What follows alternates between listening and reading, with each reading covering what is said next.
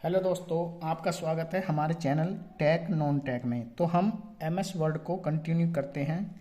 MS word MS word में हमारा home tab चल रहा था, जिसमें आज हम पैराग्राफ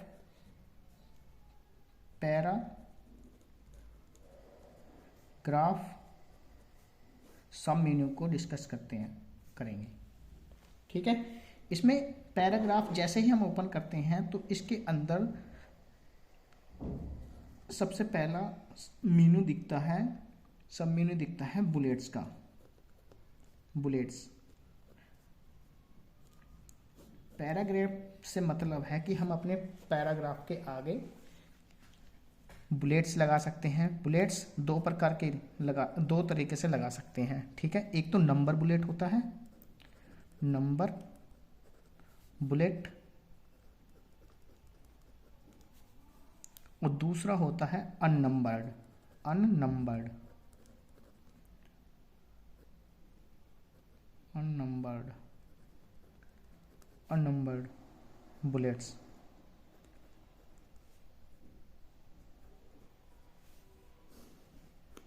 एक होता है नंबर्ड और एक होता है अननंबर्ड। इनका मीन्स क्या होता है अब समझते हैं।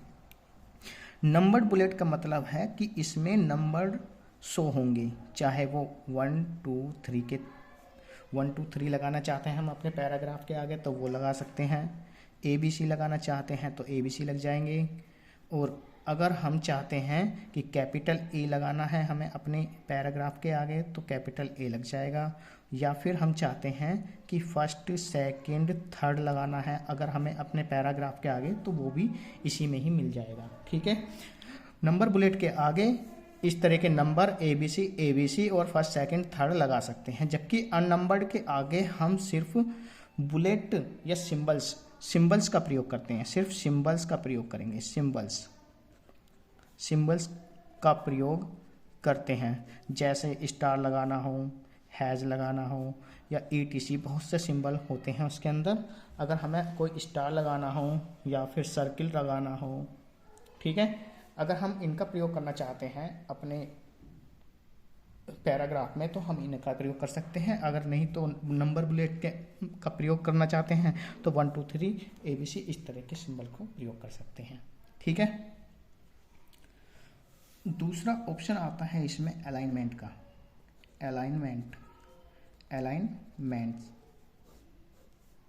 अलाइनमेंट्स को समझते हैं। अलाइनमेंट 4 प्रकार के होते हैं। MS वर्ड में अलाइनमेंट 4 प्रकार के होते हैं। एक लेफ्ट, राइट, सेंटर और एक होता है जस्टिफाई। लेफ्ट का शॉर्ट की होती है Ctrl+L, राइट की Ctrl+R और सेंटर की शॉर्ट की होती है Ctrl+E और जस्टिफाई की Ctrl+J। इन्हें हम सभी को याद करना है क्योंकि कोई सी भी शॉर्ट की एग्जाम में किसी भी तरह से पूछ सकते हैं। अलाइनमेंट 4 होते हैं: left alignment, right alignment, centre alignment और जस्टिफाई अलाइनमेंट। कभी कभी ये पूछ लेते हैं कि बाय डिफ़ॉल्ट अलाइनमेंट कौन सा होता है, तो बाय डिफ़ॉल्ट अलाइनमेंट सेंटर होता है। ठीक है, तो इसे हम ध्यान रखेंगे। ठीक है। लेफ्ट अलाइनमेंट का मतलब होता है लेफ्ट से इधर के साइड में लिखना चालू करेंगे। राइट अलाइनमेंट का मतलब होता है इधर को लिखना चालू हो जाएगा। और सेंटर का मतलब होता है कि सेंटर से स्टार्ट हो जाएगा। ठीक, सेंटर से स्टार्ट हो जाएगा। और जस्टिफाई का मतलब होता है कि अपने आप हम जस्टिफाई कर सकते हैं जहाँ से लिखना है। ठीक है, अपने अनुसार बदलकर। फिर इसमें चौथा सब मेन्यू आता है बॉर्डर का। बॉर्डर ये सारे पैराग्राफ के अंदर आते हैं, इनको हम अच्छी तरीके से ध्यान से पढ़ेंगे। बॉर्डर को अपने पैराग्राफ में बहुत से ऑप्शन होते हैं, चाहे हम टॉप में लगाना चाहते हैं बॉर्डर तो टॉप में लग जाएगा, बॉटम में लगाना चाहेंगे तो बॉटम में लग जाएगा, अगर हम ऑल पे बॉर्डर लगाना चाह रहे हैं पूरे पैराग्राफ पे तो पूरे पे लग जाएगा, अगर हम आउटर यानी कि बॉडी पर लगाना चाहते हैं तो आउटर बॉडी पे भी पैराग्राफ यानी कि बॉर्डर लग जाएगा। इसको ध्यान रखेंगे, ठीक है। फिर आता है line spacing. Line spacing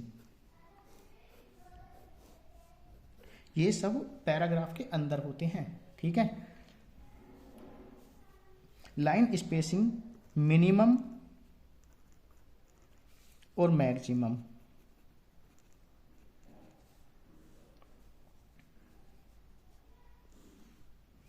minimum होता है 1.0 और मैक्सिमम होता है 3.0। ये लाइन स्पेसिंग यानी कि लाइन की मोटाई है। ये लाइन स्पेसिंग का मतलब है कि लाइनों के बीच जो स्पेस डाल सकते हैं हम वो, तो मिनिमम 1 पॉइंट का और मैक्सिमम 3 पॉइंट का स्पेस डाल सकते हैं हम लाइनों के बीच। लेकिन बाय डिफ़ॉल्ट कितना होता है?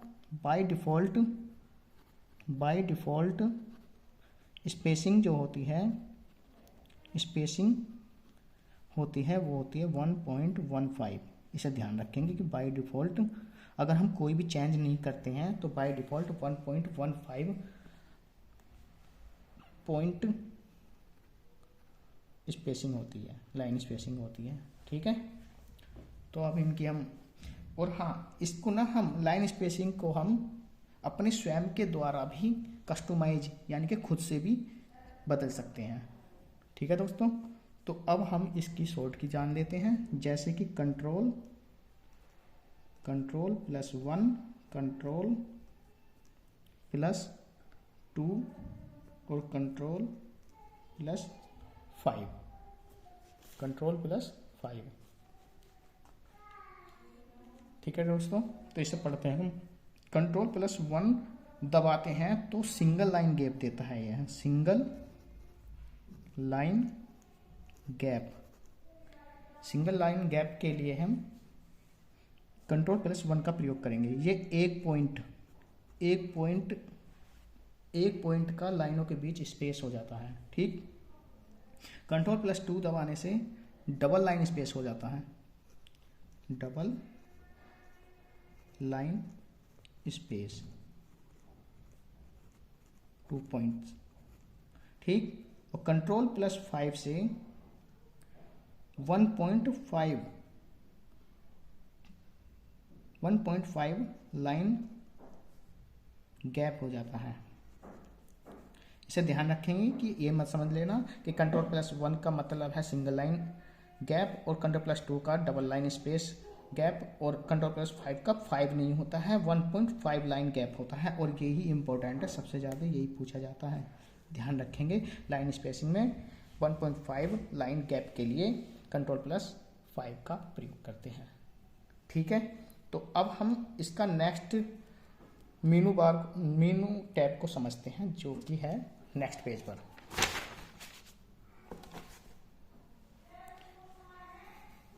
तो दोस्तों अगला हमारा टैब है स्टाइल टैब को पढ़ते हैं, ठीक है।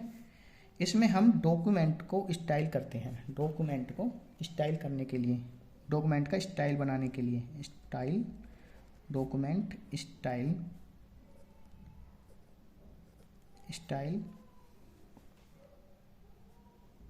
बनाने के लिए प्रयोग करते हैं, ठीक है। तो इसमें डॉक्यूमेंट स्टाइल में इसमें निम्न टैब होते हैं। जैसे अगर हमें टाइटल चेंज करना हो तो टाइटल लगा सकते हैं, और नॉर्मल व्यू में बनाना हो तो नॉर्मल व्यू में जैसा है बाय डिफ़ॉल्ट, ये बाय डिफ़ॉल्ट होता है, ये बाय डिफ़ॉल्ट होता है नॉर्मल व्यू। टाइटल लगा सकते हैं नॉर्मल व्यू में, जैसा है वैसा का वैसा ही, कोई चेंज नहीं करना चाहते तो हम नॉर्मल पर ही रखेंगे। और अगर हमें हेडिंग लगानी है, कलर वाली हेडिंग 1, हेडिंग 2 लगा सकते हैं हम अपने पैराग्राफ पर, हेडिंग 3 लगा सकते हैं। ये भिन्न भिन्न प्रकार की होती हैं। अभी तो मैं आपको इस तरह से बता रहा हूँ, जब लास्ट में हमारा MS ऑफिस कंप्लीट हो जाएगा तब हम इसे प्रैक्टिकल रूप में करेंगे। ठीक है, तो इतना आप खाली इसके थ्योरेटिकल को समझ लीजिए कि कौन सा फंक्शन किस टाइप का क्या फंक्शन होता है, कैसे कार्य करता है। इसके बाद आता है हमारा 6 एडिटिंग। एडिटिंग में क्या क्या करते हैं हम,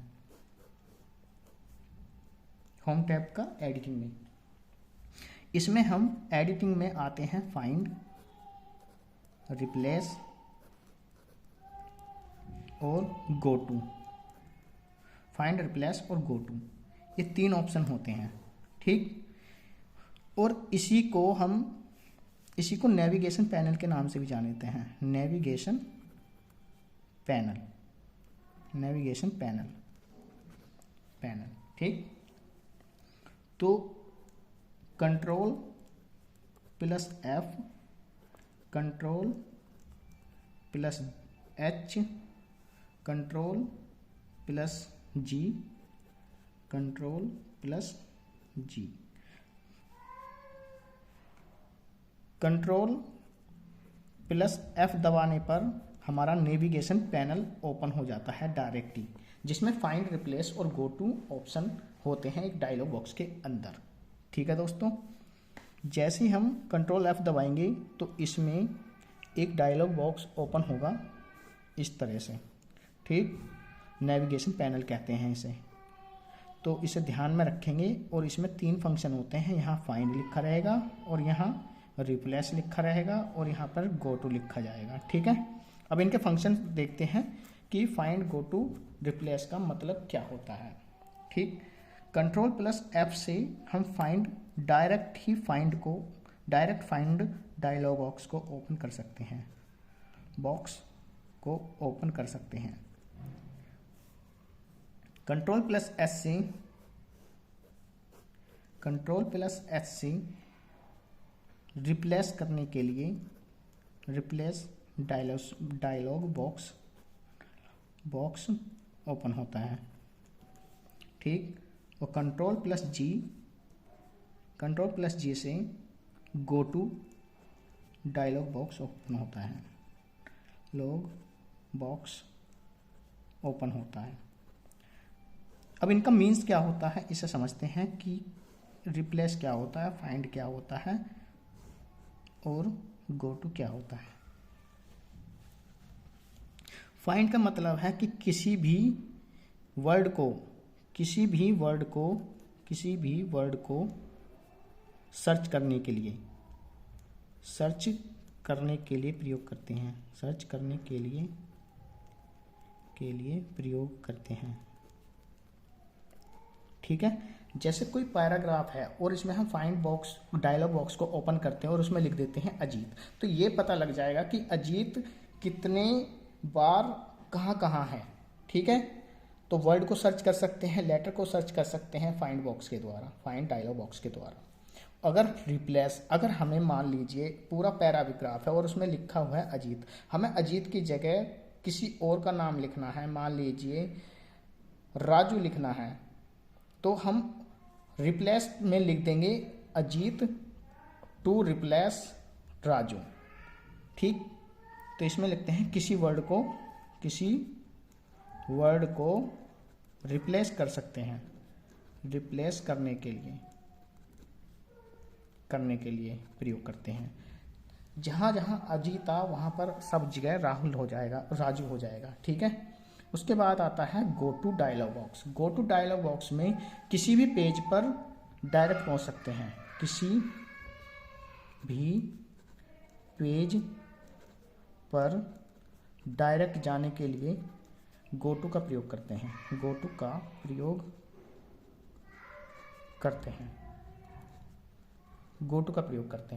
ठीक है दोस्तों, तो ये आज यहाँ तक ही है। और अगला टैब आता है वॉइस का। वॉइस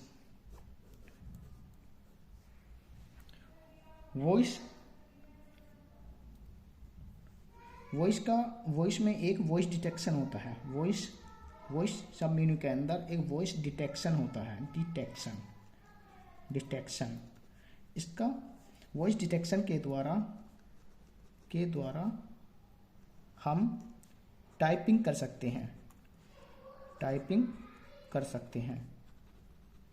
सकते हैं, जैसा कि हम गूगल असिस्टेंट के द्वारा या व्हाट्सएप में माइक सा बना होता है ना, तो इसमें एक माइक बना होता है, उसी को वॉइस कहते हैं। वॉइस डिटेक्शन के द्वारा हम जैसा बोलेंगे वैसा ही टाइप होता चला जाएगा।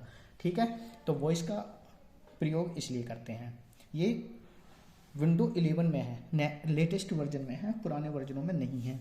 ठीक, और लास्ट हमारा रह रहा है एडिटर। ये 7 होगा और लास्ट है हमारा एडिटर। अब एडिटर को समझते हैं, एडिटर का काम क्या होता है। इसका प्रयोग स्पेशल एडिटिंग के लिए करते हैं।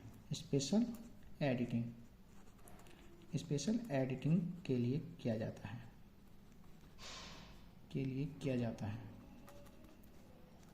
जाता है। जैसा पैराग्राफ के बैकग्राउंड को चेंज करना, कलर करना, फॉन्ट चेंज करना, इसलिए एडिटर का प्रयोग करते हैं। तो ये हमारा आज होम टैब कंप्लीट हो गया है और इससे आगे हम अगला स्टार्ट करते हैं। अभी चलो अगला स्टार्ट, ये पैराग्राफ समझ लेते हैं थोड़ा। पैराग्राफ में इंडिटेशन क्या होता है, जो बहुत ही इम्पोर्टेंट है। ठीक है दोस्तों, तो पैराग्राफ में होता है एक इंडेंटेशन। पैराग्राफ में होता है एक इंडेंटेशन। ठीक है, इंडेंटेशन या इंडेंट कहते हैं। Indent the paragraph.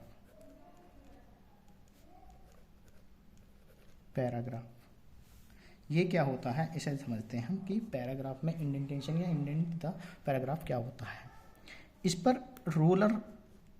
रूलर होता है, एक सम्मिलन रूलर होता है। अगर हम रूलर को अपनी स्क्रीन पर दिखाना चाहते हैं तो दिखा सकते हैं, अगर नहीं दिखाना चाहते तो हम इसे क्लिक नहीं करते हैं। ठीक है, इसके बाद में इंडेंटेशन या इंडेंट पैराग्राफ रूलर से, या इस बात को ध्यान रखना है कि इंडेंटेशन जो है, एक क्वेश्चन आता है, इंडेंटेशन या इंडेंट पैराग्राफ से संबंधित। इंडेंटेशन या इंडेंट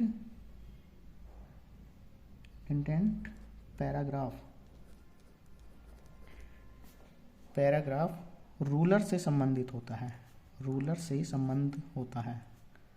संबंधित होता है। इसको हम हमेशा ध्यान रखेंगे कि पैराग्राफ में जो इंडेंटेशन होता है वो रूलर से संबंधित होता है।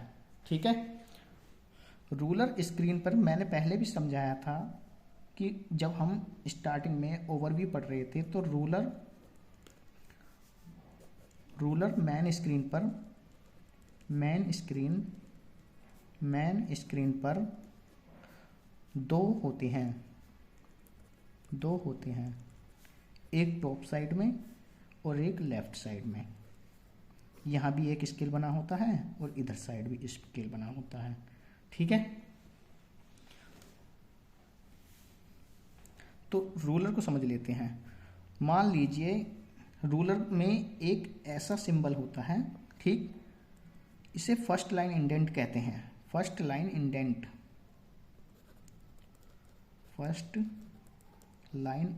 कहते हैं, इस चिन्ह को फर्स्ट लाइन इंडेंट कहते हैं।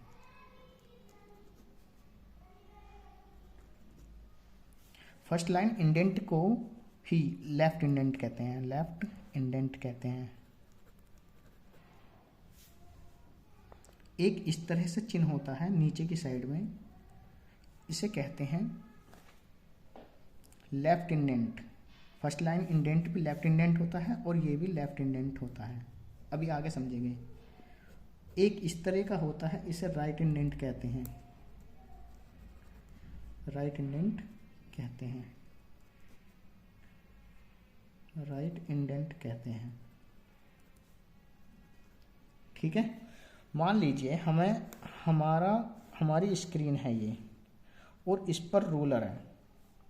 ठीक है, ये हमारा लेफ्ट रूलर है और ये हमारा टॉप रूलर है। तो टोपल पर फर्स्ट लाइन इंडेंट होता है, ये राइट लाइन इंडेंट होता है और ये लेफ्ट राइट इंडेंट होता है।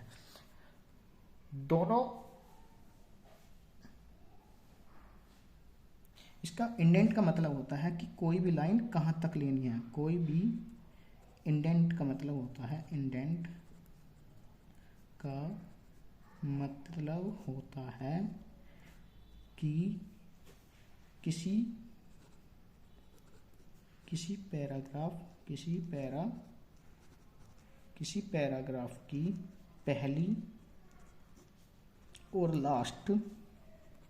पहली और लास्ट लाइन कहाँ तक जाएगी, इसे ही इंडेंटेशन कहते हैं। इसे ध्यान रखेंगे कि पैराग्राफ की पहली और लास्ट लाइन कहाँ तक जाएगी, इसे ही इंडेंटेशन कहते हैं। इंडेंटेशन कहते हैं। ठीक है, तो ये होगा हमारा लेफ्ट इंडेंट। ये बाय डिफ़ॉल्ट होता है, बाय डिफ़ॉल्ट यानी कि जब हम किसी पैराग्राफ में कोई चेंज नहीं करते हैं तो वो बाय डिफ़ॉल्ट इस तरह से लिखा रहता है। लेकिन अगर हम इसमें चेंज करते हैं और इस तरह से कोई पैराग्राफ है, एक ये हमारा लेफ्ट टॉप इंडेंट होगा और ये हमारा लास्ट इंडेंट होगा, तो इस पर इस तरह के सिंबल्स होते हैं। इसे कहेंगे लेफ्ट इंडेंट और इसे कहेंगे हम राइट इंडेंट। ठीक है दोस्तों, तो लाइन मान लीजिए अगर यहाँ सेट कर दी तो ये लाइन यहाँ से स्टार्ट होएगी और इस तरह से चलती रहेगी। ठीक है, फिर यहीं से स्टार्ट होएगी, फिर इस तरह से चलती रहेगी। ठीक है, इंडेंटेशन का काम ये होता है कि जहाँ भी हम अपनी लाइन को फर्स्ट लाइन और लास्ट लाइन को कहाँ से तक सेट करना है, वहाँ तक हम सेट कर सकते हैं इंडेंट के द्वारा। इसको ध्यान रखेंगे कि इंडेंटेशन में 3 रूलर से संबंधित होता है। ठीक है, और थोड़ा सा नेक्स्ट पेज पर समझते हैं। इंडेंटेशन 3 प्रकार का होता है। इंडेंटेशन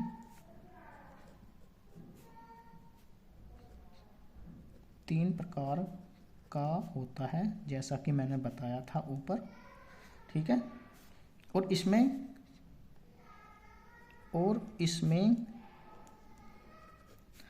3 प्रकार की शॉर्ट की का प्रयोग करते हैं। ठीक है, तो ध्यान से समझेंगे हम। फर्स्ट है control plus M. Control plus M का क्या प्रयोग होता है?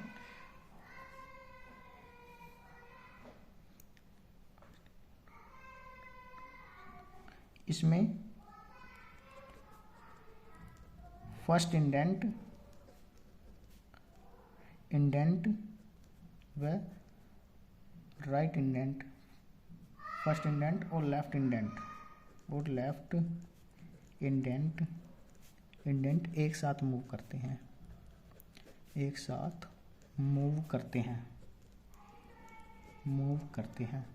ठीक है, और ये एक बार क्लिक करने पर